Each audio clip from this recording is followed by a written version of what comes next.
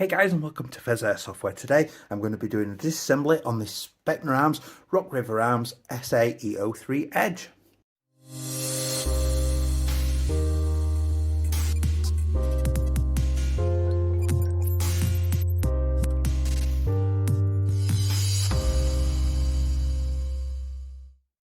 Hey guys, and welcome back. If you do enjoy this content today, please do consider liking, commenting and subscribing, because those interactions help me get seen by the YouTube algorithms. That helps the channel grow. Excuse me. If you want to see my socials, visit my Discord and my merch store. The link down below will take you to those things. If you want to support the channel a little bit more, the join button, usually down here somewhere, take you to channel memberships, 99p a month, totally optional, really appreciated. Custom giveaways, custom videos and all that kind of thing. So hopefully you've seen the unboxing for this Specna Arms, and I was pretty damn impressed with it out of the box. I thought it was really nice and shot really well, and the unboxing is down below in the description. So today we're going to have a look at the disassembly. So starting at the front then, this is just a negative 14mm thread, so we'll unscrew and screw back on with whatever you want to put on there. Okay, don't forget this is all based around maintenance and repair. In terms of the rail unit, if it needs replacing, taking off or whatever, if you pull back on the delta ring, that will release that. If you pull it back again, the top part will just drop out as well. And then you can use, you need to pop this pin out here, out there, underneath which there is a little grub screw underneath there, and 2 body pins, and this whole assembly will slide forward and out. Alternatively, you may be able to just punch this pin out here, and this gas tube may come back far enough to lift up and out, at which point then you can use adjustable grips or like an armourer's wrench, an airsoft based one, to get into this delta ring, unscrew it, and this whole front assembly then will come off. So for now, I'm going to put those back on. If you are wondering when you're putting this back on, the higher numbers should be at the front and the lower numbers towards the back. So you just pull the delta ring back, a little bit jiggling about, there we go, and it should sit back in, and you should be able to see the gas rod through the holes through there. Flip that over, again, high numbers to the front, and it just latches under there. Pull the delta ring back at the back, and it drops in. So the next thing we're going to do is we're going to pop the battery cover off, 1 part, 2 part, and I'm just going to bring the ASR out, stretch that out. I'm going to extend the stock fully, just being careful not to nip and tug on that, and then I'm going to pull that down and out. So all I did there, took that down, is if you pull down on that hard, it removes the pin that you can see there, look. That pin keeps it in, and then it allows it to remove. If you're struggling a bit, you might need to just get a screwdriver underneath it just to pry it and remove it. Next thing I'm going to do is I'm going to get a Torx bit on this front body pin here to remove that.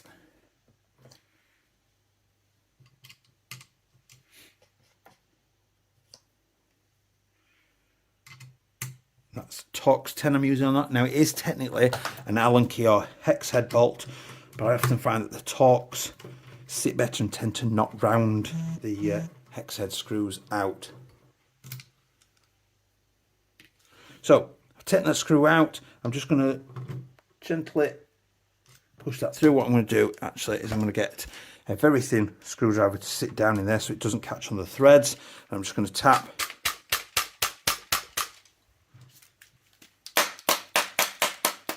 Now that was very well secured in there. That's popped out and it's pushing the receiver apart already. Now this front body pin, drop that out of the way. This front body pin is shaped like a D shape, so that D sits in here to match this little squared off part of the frame there. At this point then we can just start separating the upper and the lower, which are quite stiff. And as I'm pulling them apart, may catch a little bit on that if there is a body pin still there, and I'm just going to lift that up and out because it lifts it over. As you can see, this little catch there on the back. So I'm just going to put that down. It's looking quite nice, that gearbox. There is our barrel and hop unit, nice long barrel. Now let's turn that fully on. The barrel is absolutely spotlessly clean. It's probably had about 200 BBs through it. And that is the hop fully on. Now that to me didn't look too far off the setting to hop 2.5. So you probably get 2.8s hopped with that. I'm not sure how much heavier BBs you would be able to hop with that hop unit, but 2.5s were well within its remit, which from what I'm told is what a lot of people run. I certainly run 2.5s in the majority. So I'm just going to slide that back in there, put that out of the way. I did notice if you undo that Allen key screw there, that use a Torx on it, the bolt will come out, move the bolt out, and that will just slide off the top rail out of the way if you need to remove that for any reason. Now, what I'm going to do is just loosely put that back in there just to retain it. It was very, very firmly secured in there. Next thing I'm going to do is I'm going to have a look down there, and I'm thinking it is a Phillips head. So I'm going to get my long Phillips head screwdriver. It's handy to have a very long one. So got my long Phillips head here, secure it into the bolt. I'm just looking down this tube and I can sort of see where the screw is. There we go, and it's sat in there. So I'm just going to undo that loosely, and what I'm going to do is just be very careful here that I don't want to catch or strip any wires. So I'm just going to tip that over, and I'm going to bring the screw out. There we go, and there is the silver metal plate in there. It has got an adjustable ring on here, so if it can't seem to quite tighten down, you can use this to tighten it against the body. So that's just going to gently release the wiring out the back there. Now, just in case you're wondering, the reason that there are 3 wires on this, one is obviously the traditional positive, one is the negative, one is like a control wire to sort of detect when the trigger's pulled, so it can activate the current going through the chip straight down to the motor, so it doesn't particularly go through a trigger block as such, which increases the sort of efficiency of the energy getting to the motor, which can sort of lift your rate of fire a little bit. So the spring plate then was on like that, so it's indented this side. The little sticky outy bit goes into the back of the body. Get that out of the way, keep those together. Next we're going to take the bolt release. Is literally just a little pretend one that just fell out. Remember to put that in later. So taking the motor out then, so we're just going to pinch that together. The sort of plate opens up, and we've got an adjuster thing. So that's how it sits in there. Now we've got red wire at the front going to the back. We've got the black wire at the back. I can get it off there. That is very firmly on there. There we go. Lifted that off. So we've got the motor there. So the red terminal was at the front and the black was at the back. So there is our standard Specna Arms advanced motor. The spring has come off, and that just sits on this sort of armature there. And oh, that's a nice touch. There is actually 4 screws securing the pistol grip down. So I'm just going to get my Phillips head in there and undo these 4 little screws. Typically in an Airsoft AR, you would just get 2 screws in there, and that's usually enough to secure the pistol grip to the gearbox and the lower receiver. But I do quite like it, does sort of just peace of mind knowing that it's a little bit stronger because you've got 4. So I've just pulled the pistol grip, comes straight off. I'm just going to gently release the wires out of there, and just to confirm, the red wire did come to the back of the pistol grip and then up the back with the black, which we'll discuss when we're putting it back together again. So we're now at a point nearly where we can get this out. Next thing I'm going to do is I'm going to remove, nice touch, that is a Phillips head screw in the mag release. I like when they do this because it's a pain in the butt when they don't. So a smaller Phillips head, I'm just going to undo that.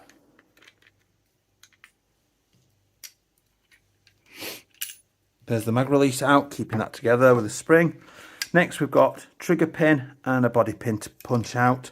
So let's just have a look if I can spot the teeth. I think the teeth are that side. So I'm just going to knock this pin out.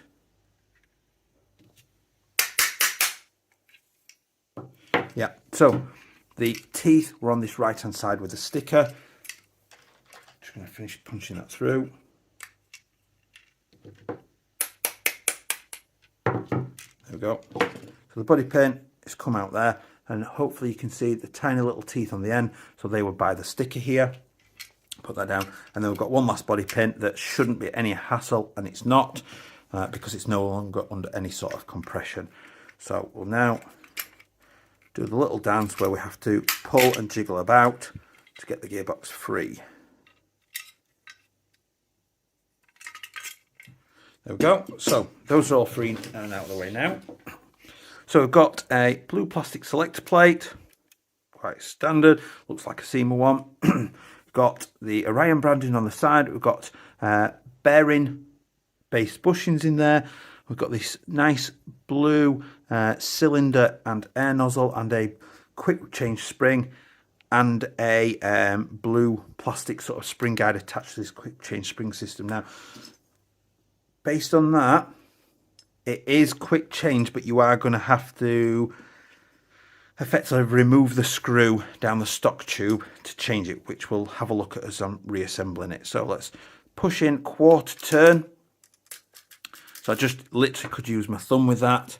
So I just pushed it in, and it went from horizontal like that to vertical, and it just comes flying straight out. It is a linear spring, so it won't matter which way around we put it in.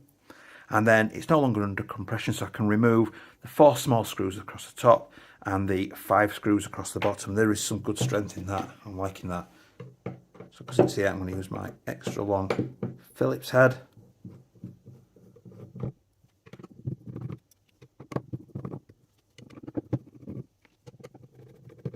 One screw. Just going to make sure that these are all the right length, or same length rather.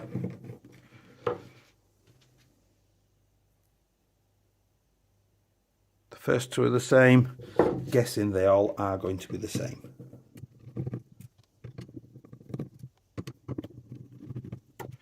So that's the screws out. I'm just going to hold the cylinder down, lift the gearbox up, sector gears wanting to stay attached. There we go, up and off. So a little bit of white blue grease in there. We have got fairly standard, nothing special looking gear set. We have got a full metal rack piston with a polymer piston head. We'll check the compression in a second. I'm expecting good because that spring's not mega strong. I'm just going to lift this up and out. So we've got a blue plastic cylinder tappet plate. Let's have a look in there. That is an O-ring air nozzle as well. That's pretty impressive. So we're going to put this in and see. Double O-ringed with a pad on it as well. Cylinder head. Now that is coming out itself, and that there is a lot of compression in there. It is leaking around the cylinder head, so just sort of be aware of that. But there is good compression in there, really good compression in there. Let's try it with the air nozzle as well.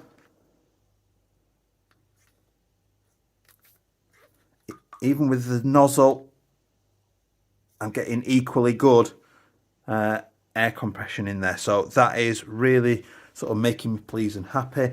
The rack's got obviously a little bit of gunk on there, a little bit of grease on there, but nothing too damaging. We've got then that the positive comes in oddly and goes to the trigger block with the other control wire. I bet that is the other wire that goes in there, and then comes back and tells the MOSFET to activate. Standard setting looking gears. The shimming looks good as well. It does actually look well shimmed as well, so you may not need to do that at all from a maintenance point of view. So let's get this thing reassembled then. Luckily enough, the anti-reversal latch has not jumped out yet. Spin that back round again.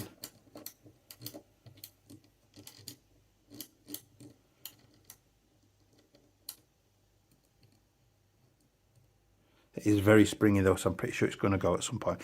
So I'm going to put the air nozzle back on the cylinder head. I'm going to put the tappet plate in. and secure it to the air nozzle like that.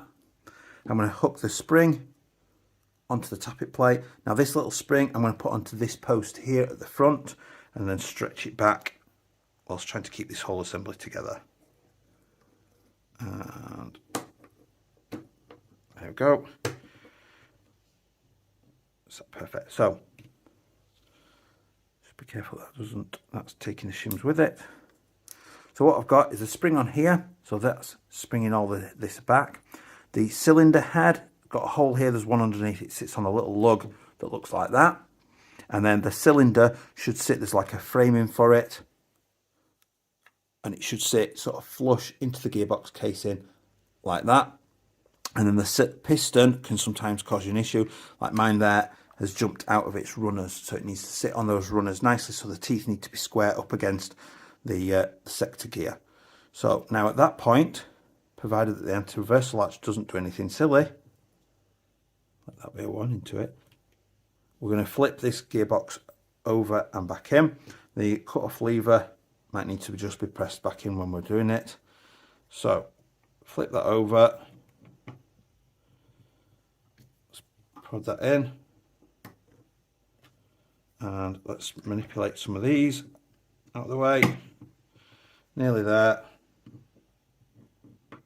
There we go. Just the anti-reversal latch. I just had to pull with the tip of the screwdriver to get it back into position.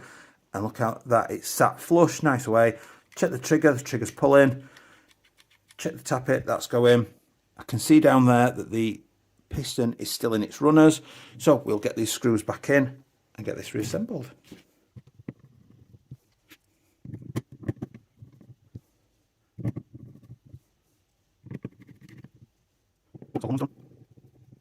Make sure when you're doing this with screws with pre-made threads, go back a little bit until you get the click and then go forward. That way then you know that it's in its correct threads and you are not going to cause any sort of damage to them. It shouldn't need any force to go in. It should just quite gently and easily just screw back in because the threads are already there to go in with. Last one.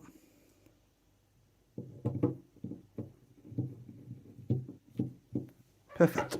Right, so next job then, let's drop that wiring down through there.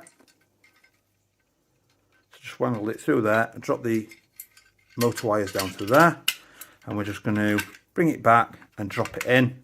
Might need just a bit of a moving about, just there we go, to just drop it in, and I've just realised already. Now you can access the spring guide. Let's tell you what, let's get that back body pin in just before I confirm anything. So I've put the gearbox back, I've lined the pinhole up and pushed the back body pin in. I'll tap the trigger pin back in as well.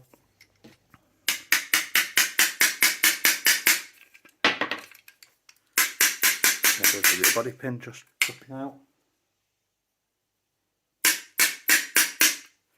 That's back in, puts that back body pin back in. Now, so based on that now, I can access that spring guide setting. So I can drop my spring in and the spring guide, and I can push that in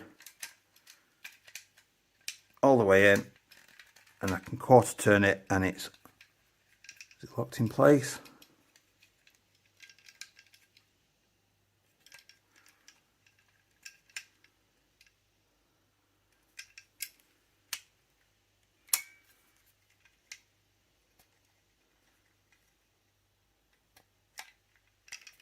There we go, positioned it now, and it should come back up square against the back of the gearbox. So that's in.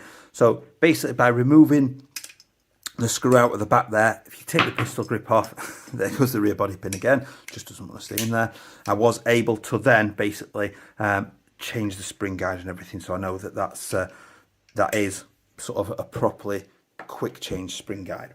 So next thing then, we're going to bring the pistol grip back in, and I'm going to feed the red wire into the front, the very front hole, and the black wire into the very back hole of the pistol grip, and then position that on. We're going to bring our screws back in, so they are all the same length. They're all the same length, just to double check that. So they just, again, make sure you get into the threads. It shouldn't take any forcing. If you're forcing it to go in, there's something wrong.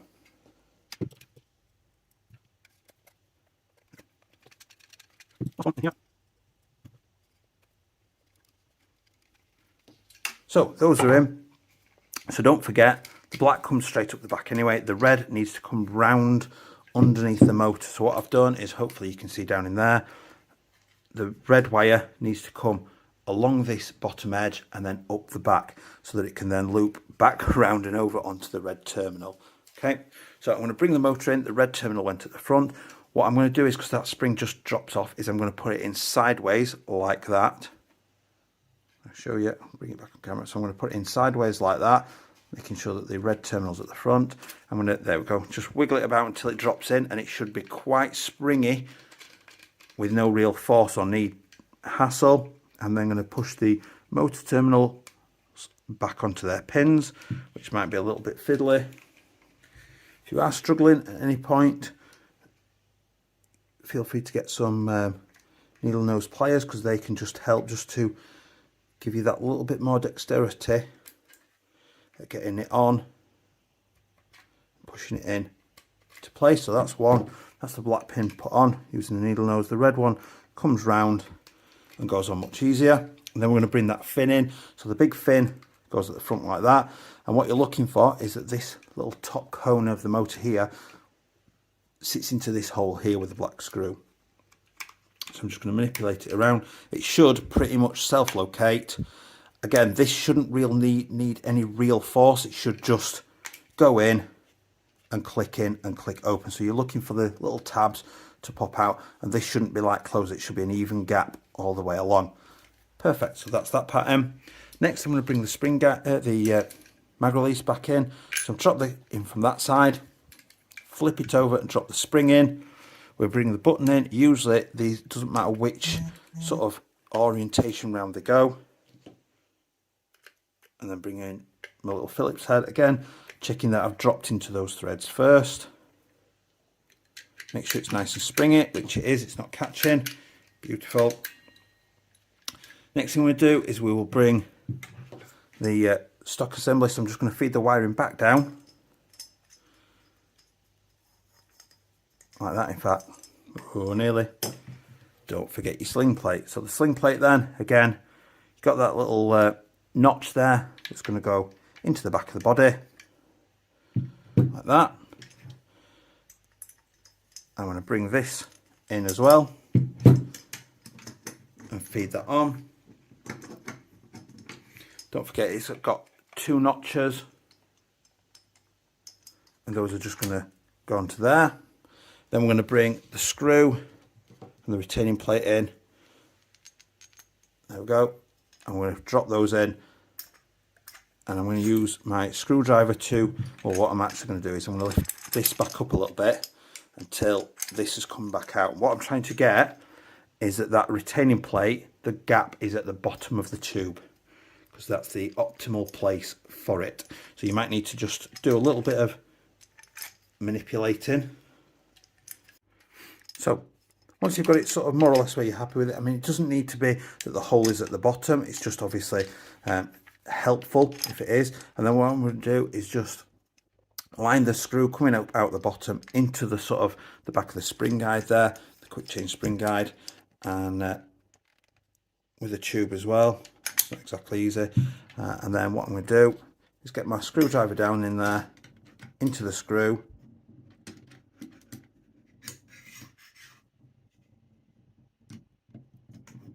And it is a case of just moving it around until it locates itself into the threads of the spring guide.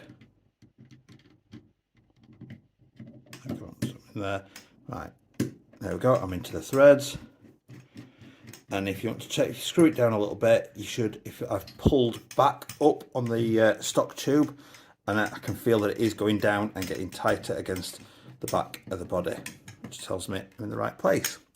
So the next thing I can do then is bring the stock in, pull down on the tab, slide it on, and just going to move that about until it clicks in position. I can then fold this back in on itself to get it out of the way, like that. Bring the cover in, bring the retaining plate in, sorted. Last couple of bits then, we're going to put the little bolt release in there. I'm going to bring the upper in, pushing that out of the way because it'll catch otherwise. Possibly the upper as well, the dust cover. Why is that stopped?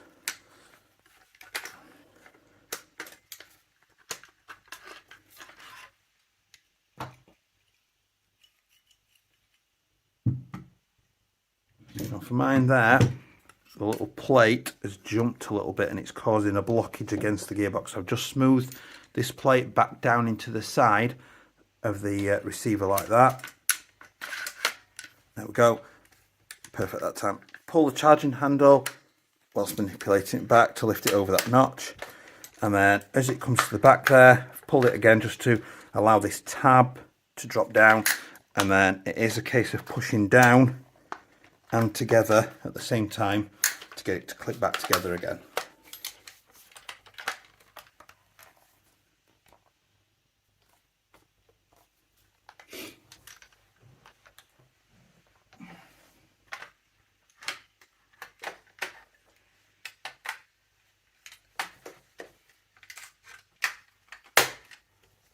Now, that was a really firm effort I had to make there to get that to seat back. I'll just put this front body pin in first to explain. So I'm now compressing, because it's a bit of a gap, I am compressing these together with my hand whilst I'm lining the pinholes up. So again, I can see there that it's not quite lined up, so I'm having to really compress.